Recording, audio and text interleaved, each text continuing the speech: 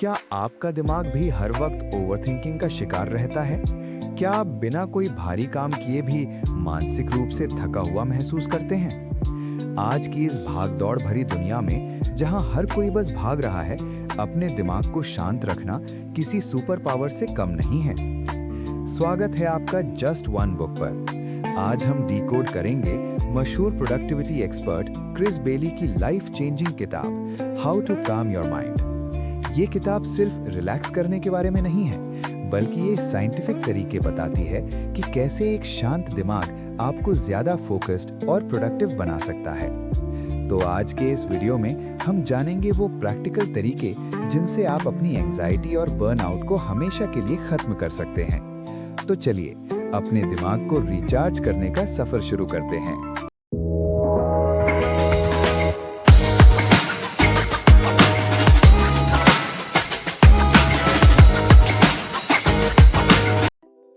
कभी रात में छत के पंखे की उस टिक टिक आवाज को सुनते हुए तुमने सोचा है कि मैं अपनी जिंदगी के साथ आखिर कर क्या रहा हूं? बाहर शहर में बिल्कुल सन्नाटा होता है, एकदम खामोशी, लेकिन तुम्हारे दिमाग के अंदर वहां एक वॉर जोन चल रहा होता है। एक ऐसी बेचैनी जो तुम्हें सोने नहीं देती। ऐसा लगता है जैसे किसी ने तुम्हारी छाती पर 100 किलो का पत्थर रख दिया हो। सांस लेना भारी लगता है, एक अजीब सी घुटन होती है गले में, और दिमाग में इतना शोर होता है कि तुम खुद की आवाज भी नहीं सुन पाते। दोस्त, अगर तुमने कभी अपने बिस्तर पर करवटें बदलते हुए उस अंधेरे में आंसू बहाए हैं, तो मेरी बात ध्यान से सुनना। मैं जानता हूं उस दर्द को। मैंने देखी है वो राख जिसमें तुम्हारे सारे ख्वाब जल रहे हैं। पर आज हम उस राख से आग निकालेंगे, क्योंकि आज मैं तुम्हें एक ऐसी कहानी सुनाने जा रहा हूं जो शायद तुम्हारी ही है। ये उस किताब के बारे में है जिसने उस शोर को शांति में बदला। मिलते हैं कबीर से। पुणे के कोटरूड एरिया में एक छोटे से सीलन भरे 1 BHK फ्लैट में रहता है कबीर। उम्र 28 साल। आईटी सेक्टर में एक मिड लेवल जॉब, जहां बॉस की गालियां और ईएमआई का प्रेशर उसकी सुबह का नाश्ता है। बाहर से देखोगे तो कबीर बिल्कुल नॉर्मल लगता है। दोस्तों के साथ हंसता है, ऑफिस में वक्त पर पहुंचता है। पर अंदर से कबीर एक टूटी हुई बिल्डिंग की तरह है जो किसी भी वक्त गिर सकती है। रात का वक्त कबीर के लिए किसी दोजख से कम नहीं होता। जैसे ही उसके कमरे की लाइट बंद होती है, उसकी घुटन शुरू हो जाती है। आज रात भी वही हो रहा है। कबीर अपने फोन की स्क्रीन को लगातार स्क्रॉल कर रहा है। इंस्टाग्राम पर अपने कॉलेज के दोस्तों की नई गाड़ियों और फॉरेन ट्रिप्स की फोटोज देख रहा है। उसका दिमाग लगातार भाग रहा है, एक सेकंड के लिए भी रुक नहीं रहा। हर बीती हुई गलती, हर छूटा हुआ मौका, हर वो इंसान जो उसे छोड़कर चला गया, सब एक नेटफ्लिक्स की वेब सीरीज की तरह उसके दिमाग में ऑटो प्ले हो रहे हैं। वो फोन फेंक देता है, अपने बालों को कस के नोचता है। बंद करो ये आवाज। वो खुद से चीखना चाहता है, पर आवाज गले में ही फंस जाती है। उसका दिल इतनी तेजी से धड़क रहा है कि उसे डर लगने लगता है कि कहीं उसे हार्ट अटैक तो नहीं आ जाएगा। ये सिर्फ ओवर थिंकिंग नहीं है, ये उसका इंटरनल हेल है। उसे लगता है कि उसकी जिंदगी में प्रॉब्लम्स इतनी ज्यादा हैं कि वो कभी इस दलदल से बाहर नहीं निकल पाएगा। उसकी उम्मीद बिल्कुल खत्म हो चुकी है। लेकिन फिर उस अंधेरी रात में यूट्यूब स्क्रॉल करते हुए उसके सामने काम योर माइंड किताब का एक फिलॉसफी आता है। एक ऐसा सच जो उसके पूरे सिस्टम को झकझोर कर रख देता है। A shock to the system. किताब कहती है, असली समस्या ये नहीं है कि तुम्हारे पास प्रॉब्लम्स ज्यादा हैं, बल्कि ये होती है कि तुम्हारा माइंड अनकंट्रोल्ड है। कबीर स्क्रीन को घूरता रह जाता है। ये क्या बात हुई? उसकी ईएमआई, उसकी लोनलीनेस, उसका करियर, ये सब प्रॉब्लम्स नहीं है। पर किताब उसके अंदर के सबसे गहरे घाव पर हाथ रखती है। वो उसे बताती है कि उसका दिमाग इसलिए शांत नहीं रहता क्योंकि वो उसे खाली छोड़ देता है। जब हम कुछ एक्टिव नहीं कर रहे होते, तो हमारा दिमाग खुद ही नेगेटिव, यूजलेस और रेपिटेटिव थॉट्स क्रिएट करने लगता है। साइकोलॉजी में इसे डिफॉल्ट मोड नेटवर्क कहते हैं। कबीर को अचानक सब समझ आने लगता है। उसकी प्रॉब्लम दुनिया नहीं है, उसकी प्रॉब्लम उसका अपना दिमाग है जो खाली बैठकर उसको ही खा रहा है। उसकी जिंदगी की गाड़ी बिना स्टीयरिंग व्हील के डाउनहिल भाग रही है। किताब एक छोटा सा पर बहुत मुश्किल सॉल्यूशन देती है, इंटेंशनल थिंकिंग। हर दिन 10 मिनट बैठकर डिसाइड करो कि तुम्हें क्या सोचना है। कबीर रात के 3:30 बजे अपने साइड टेबल से एक पुरानी डायरी और पेन निकालता है। किताब कहती है कि उसे सिर्फ 3 सवाल लिखने हैं। पहला, आज मेरे दिमाग में सबसे ज्यादा क्या चल रहा है। दूसरा, क्या ये चीज मेरे कंट्रोल में है या नहीं। तीसरा, अगर कंट्रोल में है तो मैं आज क्या एक्शन ले सकता हूँ। सुनने में कितना आसान लगता है ना, पर कबीर के लिए ये आसान नहीं था। वो पेन पकड़ता है, उसका हाथ कांप रहा है, उसका दिमाग पूरी ताकत से रेजिस्ट कर रहा है। क्या मजाक है ये, इस एक पेन और पेपर से मेरी बर्बाद जिंदगी ठीक हो जाएगी। सो जा चुपचाप, सुबह ऑफिस भी जाना है। उसके अंदर का शोर उसे बोलता है। 5 मिनट तक वो उस खाली पन्ने को घूरता रहता है। उसकी आंखों से एक आंसू गिरकर उस डायरी के पन्ने पर पड़ता है। वो हार मानने ही वाला होता है, फोन वापस उठाने ही वाला होता है अपने डोपामीन लूप में वापस जाने के लिए। पर फिर उसे अपनी उस घुटन की याद आती है। और कितना गिरूंगा मैं, वो खुद से कहता है। कांपते हाथों से वो लिखना शुरू करता है। वो लिखता है कि उसे डर लग रहा है कि वो अपनी ईएमआई नहीं भर पाएगा। वो लिखता है कि उसे अकेलापन खा रहा है। वो अपने अंदर की सारी बेचैनी उस पन्ने पर उतार देता है। और जैसे ही वो आखिरी लाइन लिखता है, एक अजीब सा जादू होता है। पहली बार, पिछले 5 सालों में पहली बार उसके कमरे की खामोशी उसके दिमाग के शोर से थोड़ी ज्यादा बड़ी लगती है। उसकी छाती पर रखा वो 100 किलो का पत्थर अचानक से थोड़ा हल्का होने लगता है। दिमाग रैंडम थिंकिंग से निकलकर स्ट्रक्चर्ड थिंकिंग में आने लगता है। कबीर की आंखें अभी भी लाल हैं, पर अब उनमें सिर्फ दर्द नहीं है। उस जल चुकी राख में एक छोटी सी चिंगारी उठी है, एक उम्मीद की किरण। उस रात कबीर पहली बार 4 घंटे चैन से सोता है, पर उसे नहीं पता था कि अगला दिन उसके लिए और भी बड़ा इम्तिहान लेकर आने वाला है। रेजिस्टेंस और भी बड़ी आने वाली है। दोस्त, क्या तुम्हें लगता है कि एक रात डायरी में 2 पन्ने लिखने से जिंदगी बदल जाती है? अगर इंटरनेट पर मिलने वाले उन 60 सेकंड के मोटिवेशनल रील्स का सच माने तो हाँ, पर असली जिंदगी किसी रील की तरह नहीं होती। असली जिंदगी में मोटिवेशन का नशा सुबह की पहली चाय के साथ ही उतर जाता है। और कबीर के साथ भी यही हुआ। सुबह के 8 बजे हैं। कबीर पुणे के ट्रैफिक में अपनी बाइक पर फंसा है। कल रात की वो उम्मीद, वो हल्कापन पुणे के धुएं और हॉर्न के शोर में कहीं गायब हो गया है। उसका दिमाग वापस उसी ट्रैक पर दौड़ने लगा है। ऑफिस में बॉस आज किस बात पर सुनाएगा? ईएमआई की डेट करीब आ रही है। मैं जिंदगी में आगे क्यों नहीं बढ़ पा रहा? जैसे ही वो अपने क्यूबिकल में बैठता है, उसके सामने लैपटॉप की स्क्रीन पर 20 टैब्स खुले हैं। स्लैक पर 15 अनरेड मैसेजेस हैं। ईमेल इनबॉक्स भरा पड़ा है। कबीर की छाती में वो घुटन वापस आने लगती है। उसकी सांसें छोटी होने लगती हैं। कल रात जो किताब उसने सुनी थी, उसका एक कॉन्सेप्ट उसे याद आता है, फोकस सिस्टम। किताब में बताया गया था कि जब दिमाग को नहीं पता होता कि क्या करना है, तो वो आसान और एंटरटेनिंग चीजों की तरफ भागता है। मल्टीटास्किंग से फोकस और मेंटल कंट्रोल कम हो जाता है। ठीक है, कबीर खुद से कहता है, मैं 25 मिनट का टाइमर लगाऊंगा और सिर्फ एक काम करूंगा। वो टाइमर सेट करता है, एक कोडिंग बग फिक्स करने पर ध्यान लगाता है। 1 मिनट, 2 मिनट, और ठीक तीसरे मिनट में उसका हाथ ऑटोमेटिकली फोन की तरफ चला जाता है। वो इंस्टाग्राम खोलता है और स्क्रॉल करने लगता है।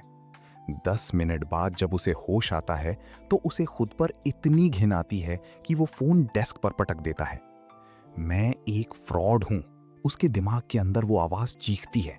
मैं कभी नहीं सुधर सकता, मैं किसी लायक नहीं हूं, एक छोटा सा टाइमर फॉलो नहीं कर सकता, जिंदगी क्या खाक बदलूंगा। तुमने भी किया है ना ये, खुद को गालियां देना। जब हम फेल होते हैं तो हमारा दिमाग सबसे बड़ा दुश्मन बन जाता है। इसे साइकोलॉजी में सेल्फ जजमेंट कहते हैं। किताब बताती है कि जब हम खुद को हर चीज में क्रिटिसाइज करते हैं तो हमारा माइंड सेफ फील नहीं करता और स्ट्रेस में रहने लगता है, जिससे एंजाइटी और डिप्रेशन और बढ़ता है। कबीर वॉशरूम जाता है, आईने में अपनी लाल आंखों और उतरे हुए चेहरे को देखता है। वो वापस उस राख के ढेर में गिर रहा था, पर इस बार उसने खुद को गिरने नहीं दिया। उसे किताब की एक और बात याद आई। माइंड को ट्रेन करना एक प्रोसेस है, इंस्टेंट चेंज नहीं। Small consistent actions long term change लाते हैं। उसने आईने में देखते हुए एक डीप ब्रेथ ली, अपने नेगेटिव थॉट को पकड़ा। किताब ने सिखाया था कॉग्निटिव डिफ्यूजन। जब भी कोई नेगेटिव थॉट आए, उसे सच मत मानो, उसे सिर्फ एक थॉट की तरह लेबल करो। कबीर ने आईने में देखकर खुद से कहा, मैं बेकार नहीं हूं, ये सिर्फ एक थॉट है, रियलिटी नहीं। मैं अभी सीख रहा हूं। ये छोटी सी बात थी, पर इसने उसके अंदर के शोर और उसकी रियलिटी के बीच एक डिस्टेंस बना दिया। कबीर वापस अपनी सीट पर आया। उसने तय किया कि वो आज कोई बड़ा तीर नहीं मारेगा, वो सिर्फ एक छोटी सी प्रॉब्लम पकड़ेगा। उसकी सबसे बड़ी प्रॉब्लम अभी डिस्ट्रैक्शन थी। पर वो डिस्ट्रैक्ट क्यों हो रहा था? किताब का एक और गहरा सच उसके सामने आया, अनरिजॉल्व्ड लूप्स या ओपन लूप्स।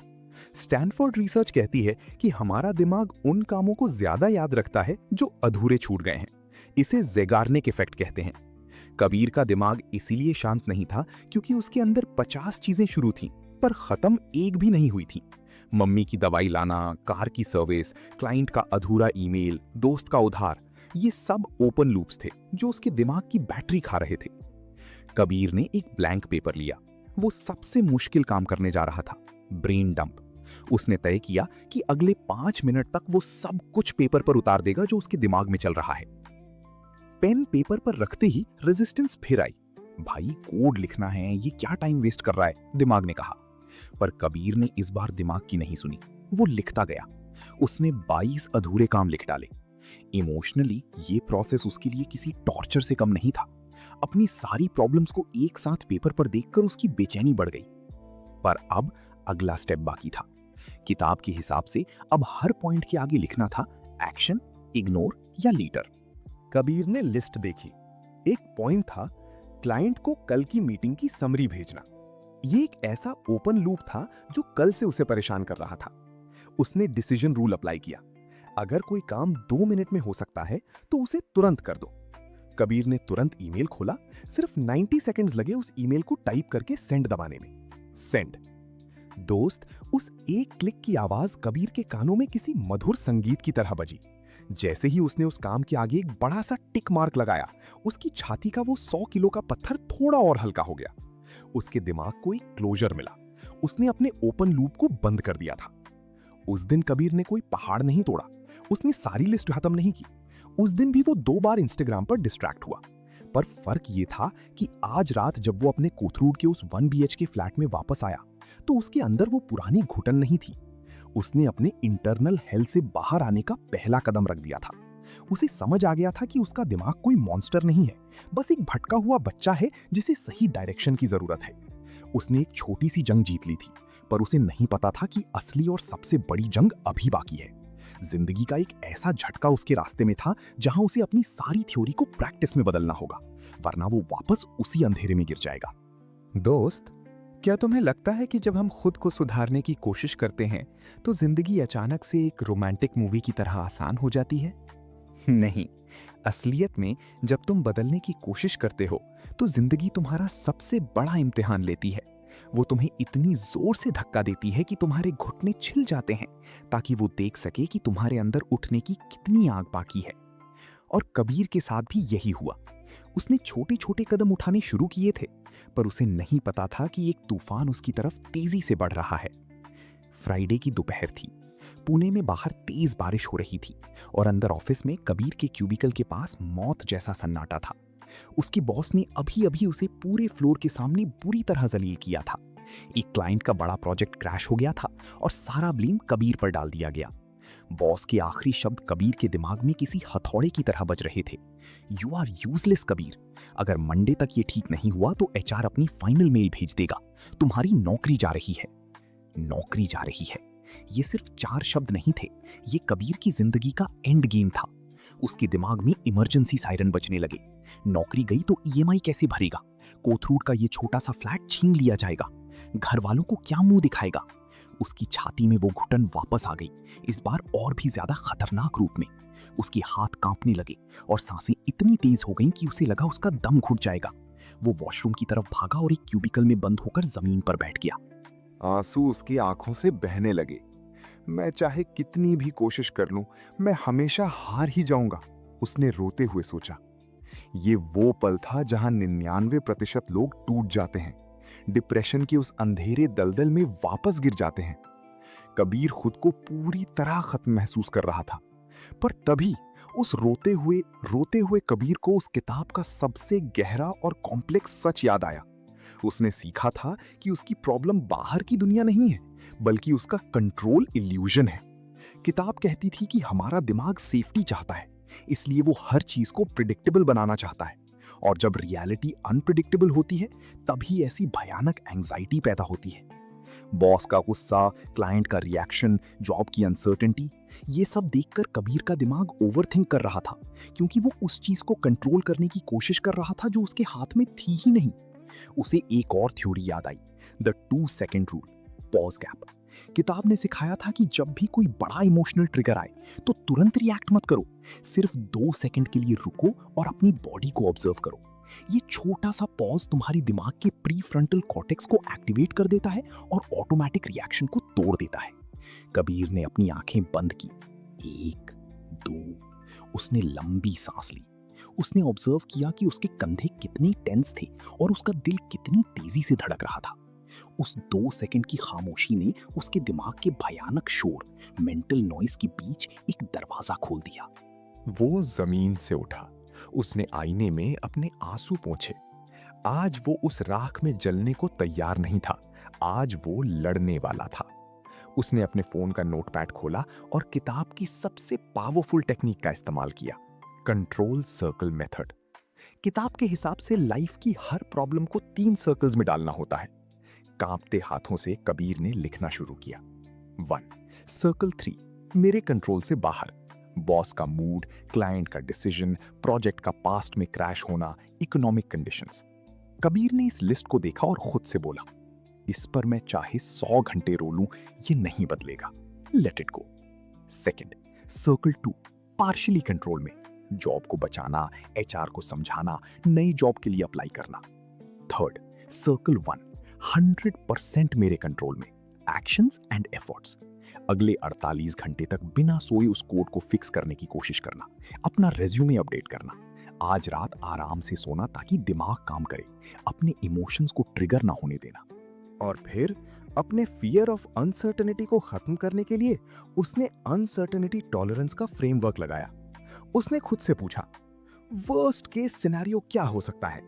जवाब, मेरी नौकरी चली जाएगी। अगर ऐसा हुआ तो मैं क्या करूंगा? जवाब, मैं अपनी सेविंग्स से 2 महीने सरवाइव करूंगा और दिन रात नई जॉब ढूंढूंगा। मैं भूखा नहीं मरूंगा।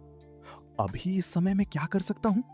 जवाब, मैं वापस डेस्क पर जाऊंगा और उस कोड के पहली लाइन की एरर निकालूंगा। दोस्त, मैं तुम्हें बता नहीं सकता कि उस वॉशरूम के अंदर कबीर के साथ क्या हुआ। जैसे ही उसने ये प्रोसेस कंप्लीट किया, उसके दिमाग का वो इमेजिनेटिव फियर रियल एक्शन में बदल गया। एक जादू की तरह उसके अंदर की सारी बेचैनी, सारी घुटन अचानक से शांत हो गई। उसने एक्सेप्ट कर लिया था कि दुनिया उसके हिसाब से नहीं चलेगी। एक्सेप्टेंस माइंड को काम करता है। उसके अंदर का वो छोटा सा डरा हुआ बच्चा जो एक्सटर्नल वैलिडेशन ढूंढ रहा था, अचानक से एक मैच्योर, फियरलेस इंसान में बदल गया। उसने अपनी प्रॉब्लम से भागना बंद कर दिया था। कबीर वॉशरूम का दरवाजा खोलकर बाहर निकला। उसके कदमों में एक अजीब सी ठहराव थी। वो रोते हुए अंदर गया था, पर एक योद्धा की तरह बाहर आया। वो सीधे अपने डेस्क पर गया। उसने 25 मिनट का फोकस टाइमर लगाया, बाकी सारे टैब्स बंद किए और उस कोड को देखना शुरू किया। अगले 4 घंटे तक कबीर अपनी सीट से नहीं उठा। उसने सिर्फ सिंगल थ्रेड थिंकिंग का इस्तेमाल किया, एक वक्त पर सिर्फ एक थॉट, एक टास्क। शाम के 7 बजे जब पूरा ऑफिस खाली हो चुका था, कबीर के लैपटॉप की स्क्रीन पर एरर रिजॉल्व्ड का मैसेज ब्लिंक हुआ। उसने कोड फिक्स कर दिया था, पर कोड से ज्यादा उसने अपने दिमाग की उस डीप प्रोग्रामिंग को फिक्स कर दिया था जो उसे सालों से टॉर्चर कर रही थी। उसने जान लिया था कि काम माइंड कोई नेचुरल गिफ्ट नहीं है, ये एक सिस्टम है, एक चॉइस है, और आज उसने वो चॉइस ले ली थी। उस रात जब कबीर अपने फ्लैट पर वापस आया तो बाहर शहर में शोर था, पर उसके दिमाग के अंदर बिल्कुल खामोशी थी। एक ऐसी शांति जो उसने जिंदगी में पहली बार महसूस की थी। कबीर की जिंदगी अब बदलने वाली थी। उसने अपना फाउंडेशन बना लिया था, पर अब उस सिस्टम को हमेशा के लिए अपनी आदत कैसे बनाना था? 6 महीने बीत चुके हैं। कोथरूड का वो सीलन भरा 1 BHK फ्लैट आज भी वहीं है। EMI आज भी चुकानी है, ऑफिस का प्रेशर आज भी है, पर कबीर अब वो डरा हुआ, घुटन और बेचैनी में जीने वाला इंसान नहीं रहा। एक संडे की सुबह है। कमरे में धूप आ रही है। कबीर बिस्तर पर बैठा है, पर उसके दिमाग में अब वो भयानक शोर नहीं है। उसकी आंखों में अब आंसू नहीं, एक ठहराव है। उसने साइलेंस कंडीशनिंग सीख ली है, जिसका मतलब है कि अब जब भी उसके आसपास शांति होती है तो उसे डर नहीं लगता, बल्कि वो दिन में 10 से 15 मिनट बिना किसी फोन या म्यूजिक के चुपचाप बैठना और उस खामोशी को एंजॉय करना सीख चुका है। उसका कमरा अब बिखरा हुआ और डिप्रेसिंग नहीं है। उसने इन्वायरमेंट डिजाइन इंप्लीमेंट किया है, जहां काम की जगह बिल्कुल साफ और डिस्ट्रैक्शन फ्री है। जब बॉस किसी नई प्रॉब्लम के साथ आता है तो कबीर अब ओवरथिंक करके पैनिक नहीं करता। उसकी सांसें अब छोटी नहीं होती। उसका दिमाग अब सिंगल थ्रेड थिंकिंग पर चलता है, एक वक्त पर सिर्फ एक थॉट, एक टास्क। वो अपनी राख से उठकर आग बन चुका है। उसने अपने इंटरनल हेल को एक इनर फोर्ट्रेस, एक अभेद्य किले में बदल दिया है। मेरे दोस्त, मेरे भाई, मैंने कबीर की ये कहानी तुम्हें इसलिए नहीं सुनाई कि तुम सिर्फ तालियां बजाओ और एक और वीडियो या पोस्ट देखने निकल जाओ। मैंने ये इसलिए सुनाई क्योंकि उस रात जिस अंधेरी, जिस बेचैनी में कबीर था, आज शायद तुम उसी अंधेरे में हो। तुम्हारी छाती में भी वो 100 किलो का पत्थर रखा है। तुम्हारे ख्वाब भी उसी राख में दबे हैं। रात में जब तुम्हारे कमरे की लाइट बंद होती है तो दिमाग का शोर तुम्हें सोने नहीं देता। लेकिन मेरी बात गौर से सुनना, तुम फ्रॉड नहीं हो, तुम कमजोर नहीं हो, तुम्हारा दिमाग कोई मॉन्स्टर नहीं है। ये बस थोड़ा भटक गया है। इसे मोटिवेशन की नहीं, एक सिस्टम की जरूरत है। अगर तुम सच में इस दलदल से बाहर आना चाहते हो, अपनी उस टूटी हुई उम्मीद को जिंदा करना चाहते हो, तो आगे का रास्ता ध्यान से सुनो। सिर्फ सोचने और रोने से कुछ नहीं बदलेगा। ये रहा तुम्हारा डेली सिस्टम, तुम्हारा रोड मैप, जो उस किताब के कोर प्रिंसिपल से बना है। Step 1, the morning foundation. सुबह की शुरुआत। दिमाग को होश में आने दो। सुबह उठते ही 1 घंटे तक फोन को हाथ नहीं लगाना है। अपने दिमाग को इंफॉर्मेशन ओवरलोड से बचाओ। बिस्तर पर बैठो और 5 मिनट के लिए ब्रीदिंग कंट्रोल करो। 4 सेकंड में सांस अंदर लो, 4 सेकंड होल्ड करो और 6 सेकंड में धीरे धीरे बाहर छोड़ दो। फिर एक डायरी उठाओ और इंटेंशनल थिंकिंग के 3 सवाल लिखो। आज मेरे दिमाग में सबसे ज्यादा क्या चल रहा है? क्या ये चीज मेरे कंट्रोल में है या नहीं? अगर कंट्रोल में है तो मैं आज क्या एक्शन ले सकता हूं? ये छोटी सी चीज तुम्हारे दिमाग को रैंडम थिंकिंग से निकालकर स्ट्रक्चर्ड थिंकिंग में ले आएगी। Step 2, the battle ground. दिन का युद्ध। जब काम करने बैठो तो पहाड़ तोड़ने की कोशिश मत करो। सिंगल टास्क सिस्टम अपनाओ। 25 मिनट का टाइमर लगाओ और उस वक्त सिर्फ एक काम करो, कोई डिस्ट्रैक्शन नहीं। जब भी अंदर से घुटन हो या खुद को वर्थलेस फील करो तो कॉग्निटिव डिफ्यूजन का इस्तेमाल करो। खुद को तुरंत बोलो, ये सिर्फ एक थॉट है, मेरी रियलिटी नहीं। और सबसे बड़ा हथियार, द 2 सेकंड रूल। जब भी गुस्सा आए, पैनिक अटैक जैसा फील हो तो तुरंत रिएक्ट मत करो। सिर्फ 2 सेकंड के लिए रुको। अपनी सांस को और अपनी टेंस बॉडी को ऑब्जर्व करो।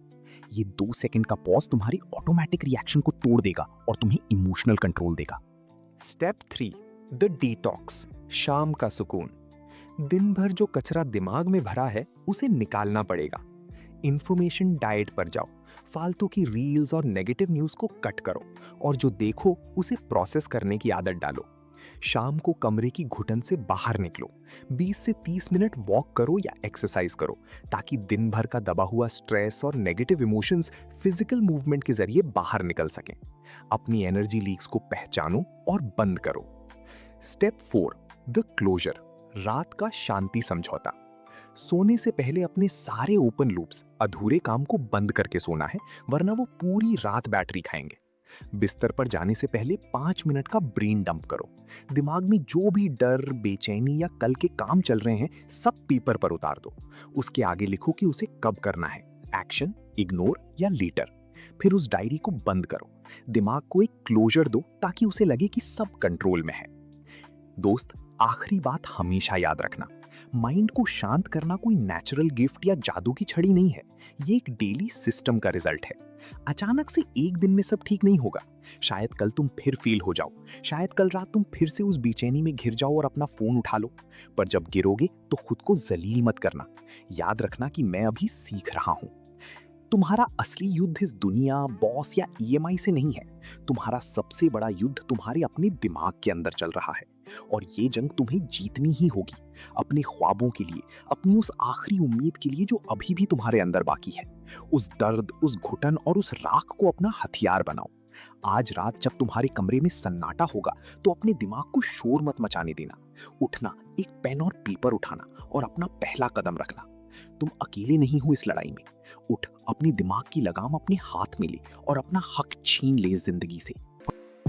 तो दोस्तों, जैसा कि क्रिस बेली ने हमें सिखाया, सच्ची प्रोडक्टिविटी का मतलब सिर्फ ज्यादा काम करना नहीं है, बल्कि सही माइंडसेट और शांति के साथ काम करना है। याद रखिए, कामनेस आपकी कमजोरी नहीं, बल्कि आपकी सबसे बड़ी ताकत है। अगर आपको इस ऑडियो बुक समरी से कुछ नया सीखने को मिला है और आप अपनी मेंटल हेल्थ और पर्सनल ग्रोथ को प्रायोरिटी देना चाहते हैं, तो इस वीडियो को लाइक जरूर करें। ऐसे ही प्रीमियम और जीवन बदलने वाली किताबों की समरी के लिए जस्ट वन बुक को अभी सब्सक्राइब करें और बेल आइकन दबाएं। अपने उस दोस्त के साथ इसे शेयर करें जिसे इस वक्त सबसे ज्यादा शांति की जरूरत है। मिलते हैं अगले वीडियो में एक नई किताब और नई सीख के साथ। तब तक शांत रहिए और आगे बढ़ते रहिए। शुक्रिया।